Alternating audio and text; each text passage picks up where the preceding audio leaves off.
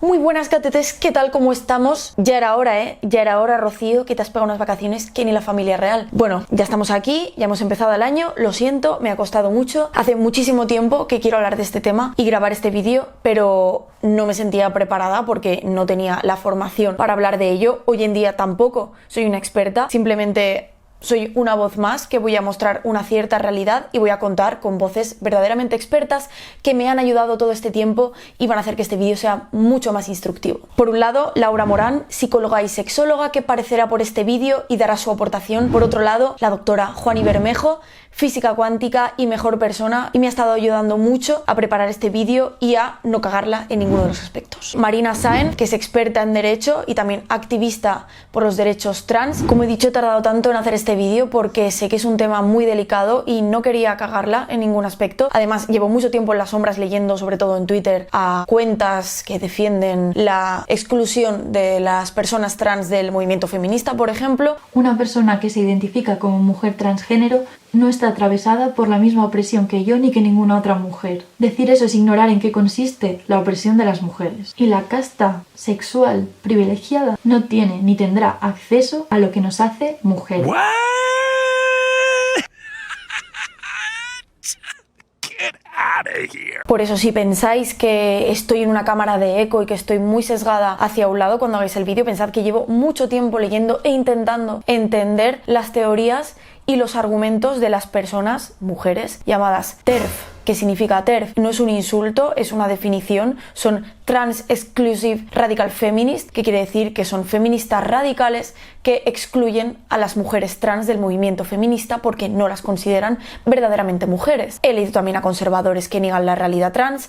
He leído de todo. En este vídeo voy a hablar tanto de mujeres como de hombres trans, pero es verdad que quizás me centre más en las mujeres trans porque son las que son vilipendiadas constantemente por el mal llamado movimiento feminista y parte de él. Por suerte son minoría, pero una minoría demasiado ruidosa. ¿Y por qué este vídeo en este canal? Bueno, realmente este canal se trata también de combatir dogmas y fomentar el pensamiento crítico. Yo creo que este es un tema que merece muchísima atención porque afecta directamente a la vida y a los derechos de un colectivo que históricamente ha sido muy desfavorecido. Así que acercarnos un poco a ese análisis yo creo que es del todo merecedor. Y sobre todo aprender a respetarnos y a convivir los unos con los otros con menos odio de por medio. Desde unas semanas a esta parte, Lidia Falcón, presidenta del Partido Feminista de España, ha iniciado una debacle en Twitter hacia los confines de la locura y de la incongruencia pura, llamando al lobby trans, al lobby gay, acusando de que queremos meter mujeres con bigote en los baños de mujeres, sintiéndose ofendida por todo. Un desastre. Es que por favor vamos a ver el Twitter del Partido Feminista de España porque es surrealista. Entramos. La ley trans perjudica a las mujeres. Revoluciónate.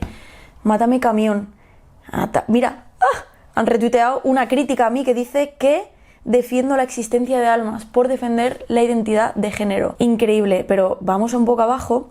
Se nos acusa de transfobas, que es un término que ha inventado el lobby trans y con el que insultan a todo el que no está de acuerdo con ellos, pero tienen fobia al feminismo y al partido feminista. Tengo que contestarles esto, lo siento mucho. Señora, que si quiere bolsa. Responder. Primero vamos a aclarar algunos conceptos, qué es el género, qué es el sexo, qué es ser trans, y luego vamos a desmontar algunos puntos, qué es ser hombre y qué es ser mujer. Buena pregunta. Pero es verdad que los seres humanos nos categorizamos principalmente en dos sexos, hombre y mujer. ¿Esto quiere decir que son dos posibilidades dicotómicas y completamente separadas? No. Hay personas que no se identifican 100% con ninguna de esas realidades y que se encuentran en términos intermedios. El término trans viene de ahí. Son personas que no se identifican con el género que se le ha asignado al nacer. Son personas que pueden transicionar completamente, es decir, naces con un sexo biológico de mujer y con la edad te das cuenta de que tú realmente eres un hombre y te sientes un hombre, entonces transicionas y te operas pues los pechos, los genitales para ser completamente del género con el que tú te identificas. Hay otras personas, sin embargo, que se quedan en unos estados intermedios y se denominan no binarias o género fluido y que no encajan en los cánones de hombre-mujer. Cuando hablamos de qué determina el sexo de una persona, no podemos solo basarnos en los genitales. Hay como diversas escalas y diversas categorías que pueden definir el sexo de una persona. Y estas son el sexo cromosómico, mujeres XX, hombres XY, pero esto tampoco son términos absolutos porque hay mutaciones y hay enfermedades congénitas que van asociadas a una mutación de los cromosomas, XXY, solo una X, el sexo genital, mujeres clásicamente con vagina, hombres clásicamente con pene. Pero esto tampoco es absolutamente así porque, por ejemplo, existen las personas intersexuales que pueden nacer con genitales no desarrollados completamente respecto a su sexo o con genitales ambiguos, así que esto tampoco es una categoría absoluta. El sexo hormonal, mayoritariamente los hombres se caracterizan por segregar mucha más testosterona y las mujeres por segregar muchos más estrógenos, que es lo que provoca también la menstruación. Pero es verdad que encontramos también niveles de testosterona muy altos en algunas mujeres, nivel de estrógenos más altos en hombres. Por ejemplo, está la hiperplasia adrenal congénita, que es una mutación en las mujeres que hace que segreguen muchísima testosterona. El sexo cerebral o mental, que es la autopercepción que tiene cada uno de sí mismo y del género al que pertenece. Hay que dejar claro que cuando hablamos de cerebros no hay que olvidar que no se puede separar lo que es genético que lo que es cultural, porque el cerebro se va conformando mientras estamos en el vientre de nuestras madres, pero después, durante nuestros primeros años de vida, el cerebro tiene lo que se llama la plasticidad, que se va conformando a partir de nuestras experiencias. Por eso es imposible separar del todo lo que es algo genético que lo que es algo cultural o que se nos ha creado durante el entorno. El cerebro se va formando a lo largo de toda nuestra vida. También hay que tener en cuenta que no podemos hablar de cerebro de hombre, cerebro de mujer como tal. Me explico. Sí que cuando tenemos una gran muestra de cerebros de hombres y de mujeres, sí que podemos ver pequeños dimorfismos en ciertos aspectos, pero lo que no podemos hacer es mirar un cerebro y decir esto es un cerebro claramente masculino o esto es un cerebro claramente femenino. Es a grandes términos, ¿no? Por eso es verdad que hay estudios que determinan que los cerebros de las personas trans se pueden asemejar más al cerebro de la identidad que se autoperciben y no la de su sexo asignado al nacer. Pero no pasa en todos los casos, no es algo clarísimo ni algo que veas en un solo cerebro. Esto sería, para que nos entendamos, como intentar por la altura de una persona delimitar si es hombre o si es mujer. Claro que hay más probabilidades por ciertos aspectos, pero no es definitorio. Y luego diríamos que está el sexo social, que es cómo encajamos cada uno en uno de los roles que se nos atribuye en la sociedad, pues por ser hombres o mujeres. Así que, ¿qué define lo que es ser hombre o ser mujer? Los genitales, ya hemos visto que hay personas intersexo que tampoco los tienen tan definidos. La capacidad gestante en las mujeres, hay mujeres estériles y hay mujeres que ya han pasado la menopausia y no tienen capacidad de gestar. Son menos mujeres por ello. Y me parece bastante machista, por otro lado, reducirnos a las mujeres a úteros con pata con capacidad de gestar. Pero bueno.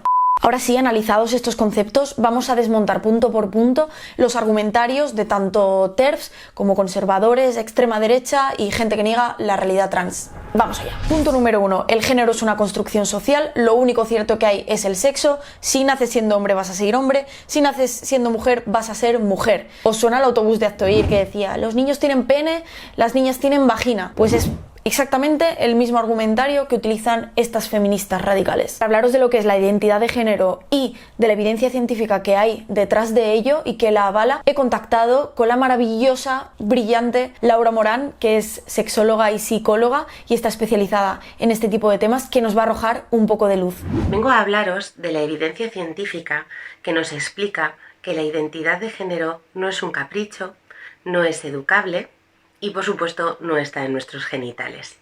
De hecho, la investigación apunta a que en la 12ª semana del desarrollo embrionario, cuando somos un guisantito en el útero materno, los embriones XY pueden experimentar un pico de testosterona que explicaría la masculinización de algunas microestructuras cerebrales. Ya en la edad adulta hay investigación que nos indica que el grosor de la corteza cerebral de las mujeres cis es un poco más gruesa que la corteza cerebral de los hombres cis. ¿Queréis saber cuál es el grosor de la corteza cerebral de las personas trans? Pues la investigación nos indica que es similar al grosor de las personas que coinciden con su sexo sentido. Hay estudios en adolescentes trans que demuestran que su patrón de respuesta sexual ante una feromona es similar al patrón de respuesta cerebral de las personas con las que se identifican en género. Así que ya sabes, el género no parece que sea una elección.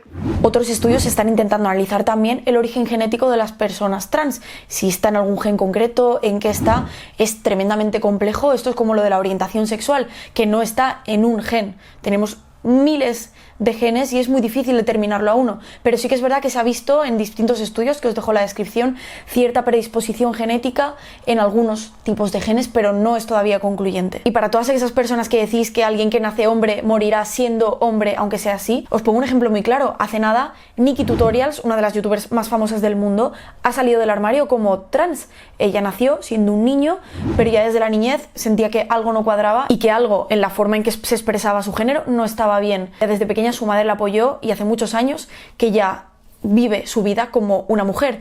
Nadie se había dado cuenta de esto, ha vivido su vida como mujer. ¿Me estáis diciendo que de verdad es un hombre? ¿Ha socializado en algún momento como hombre, más allá de la niñez? Es que no tiene ni pies ni cabeza. Punto número 2. La transexualidad es una enfermedad y como tal hay que tratarla. No se puede dar alas y permitir que se mutilen cuerpos en base a una enfermedad mental. Para empezar, hace poco se dio un paso de gigante y es que la OMS por fin retiró la transexualidad de la lista de enfermedades mentales, tal como hizo con la homosexualidad en el 1990. Así que no, la transexualidad no es una enfermedad, es una condición de una persona, ni siquiera la disforia de género no es ni una enfermedad ni un trastorno. La disforia de género se podría definir como un malestar con tu cuerpo actual porque no se adecua a tu expresión de género que tienes que tener. Sí que hay estudios que relacionan personas trans pre-transición con mayores trastornos mentales como la ansiedad o la depresión, pero sí que está demostrado que post-transición esos niveles bajan muchísimo para ponerse en la media con las personas cis. Así que sí, hay muchos estudios que avalan que transicionar para las personas que así lo desean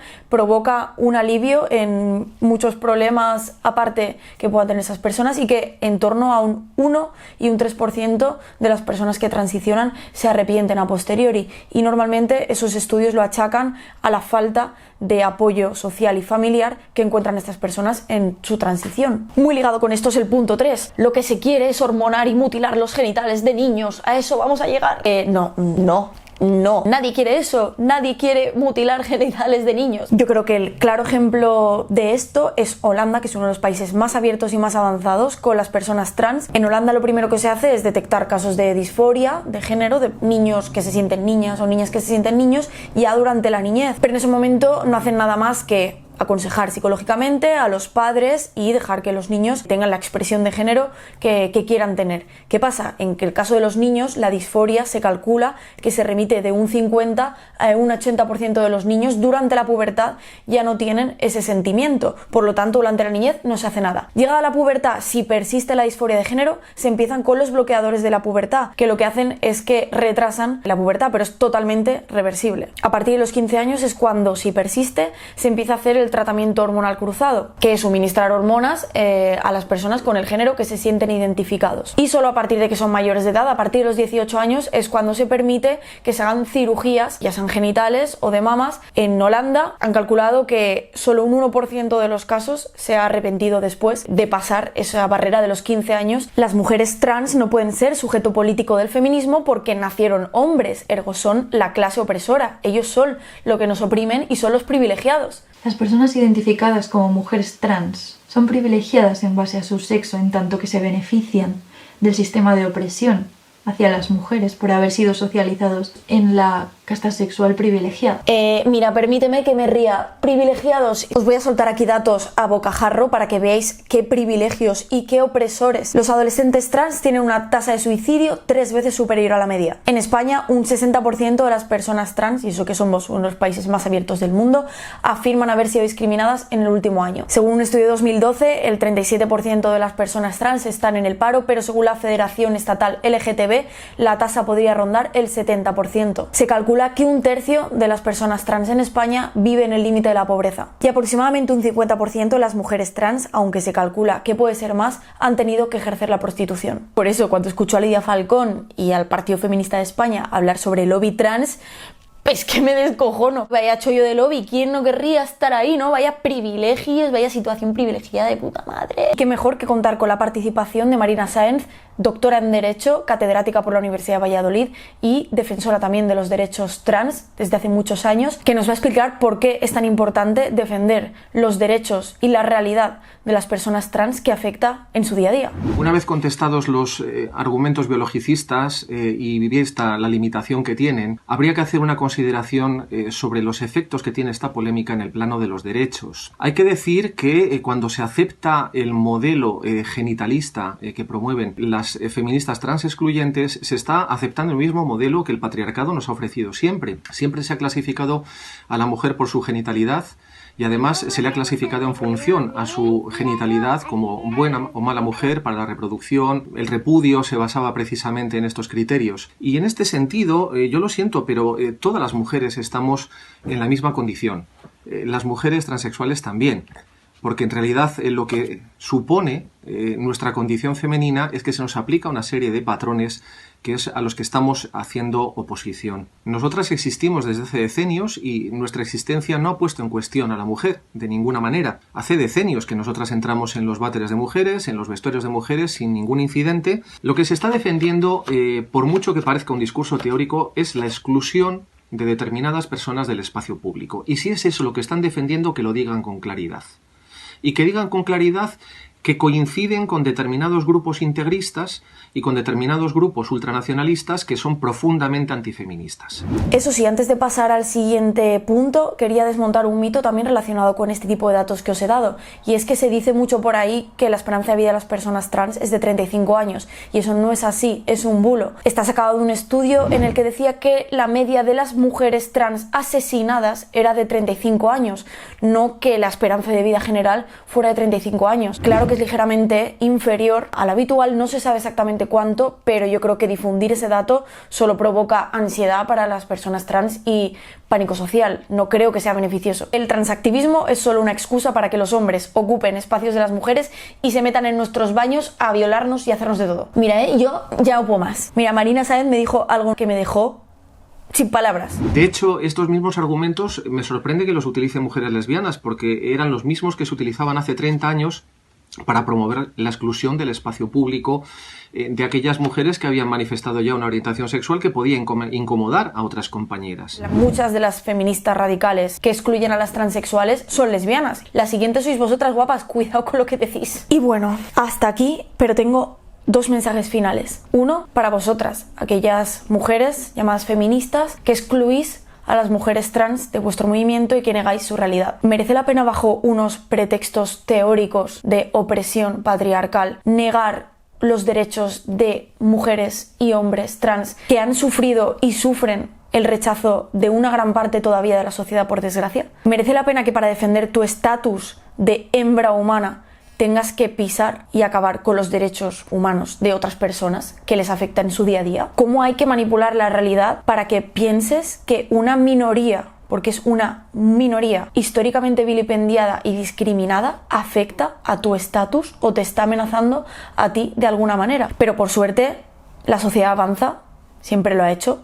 La homosexualidad se acabó aceptando. Las personas homosexuales y bisexuales podemos vivir en paz, una gran mayoría, o mucho mejor al menos que lo que vivíamos hace unos años. Esto va a ser lo mismo y lo está siendo. Así que simplemente os digo que os vais a quedar solas. Y para el resto de personas que me estáis viendo, que yo sé que tengo un público muy variado de muchísimos países, a muchos os habrá chocado más, otros menos este vídeo, otros conoceríais más esta realidad, otros menos. Si después de ver este vídeo seguís pensando que esto es una aberración, que esto no debería existir, que esto va contra natura y tal, os digo que qué suerte, oye, que qué suerte, porque estáis en el lado bueno de la balanza. Estáis en el lado cómodo en el que os podéis permitir desde vuestro sillón decirle a otras personas que han sufrido en su mayoría mucho y siguen sufriendo porque se acepte su realidad, les podéis decir que no aceptáis y que no respetáis. Y bueno, seguro que me he dejado muchos puntos por tocar. La verdad, me encantaría que me dijeseis cosas en comentarios. Es un tema demasiado amplio y complejo como para tocar todas las partes. Yo lo he hecho con mi mejor intención de intentar acercar esta realidad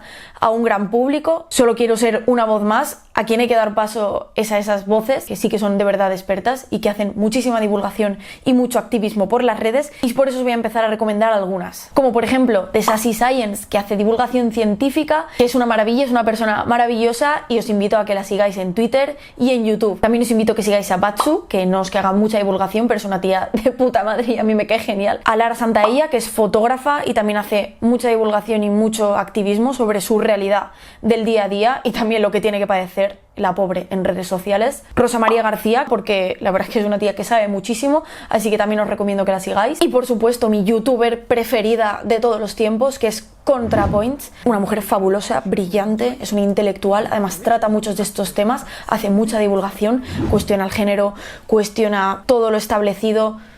Es una pasada, tenéis que seguirla en YouTube. Dos cosillas antes de irme: el 23 de este mes, o sea, en nada, voy a estar en Córdoba haciendo mi presentación del libro. Es en la Biblioteca de Córdoba, sobre las 8, os voy a dejar el link también en la descripción por si queréis asistir, entrada libre y gratuita, estaré firmando libros y hablando sobre él.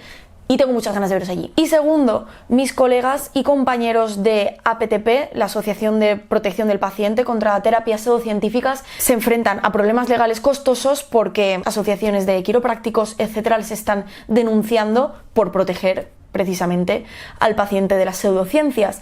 Así que se han abierto un GoFundMe para que podáis apoyar, si queréis, con vuestro granito de arena, para que puedan costearse las bobitas judiciales estas. Así que os agradecería mucho, también os lo dejo en la descripción. Madre mía, qué links voy a dejar, no sé, YouTube me va a dejar todo, pero bueno, yo lo dejo todo en la descripción y si podéis apoyar os lo agradecería muchísimo. Así que hasta aquí el vídeo de hoy. Espero que os haya gustado. Si no estáis de acuerdo, por favor, tratad con respeto este tema. Es un tema muy delicado que afecta a la vida de muchas personas. Si se me ha pasado algo o me he confundido en algo, por favor, decídmelo. No ha sido con mala intención. Yo he intentado siempre respetar y no cagarla. Y nada, solo me queda decir que Spinelli 6, Trans Rights. Adiós.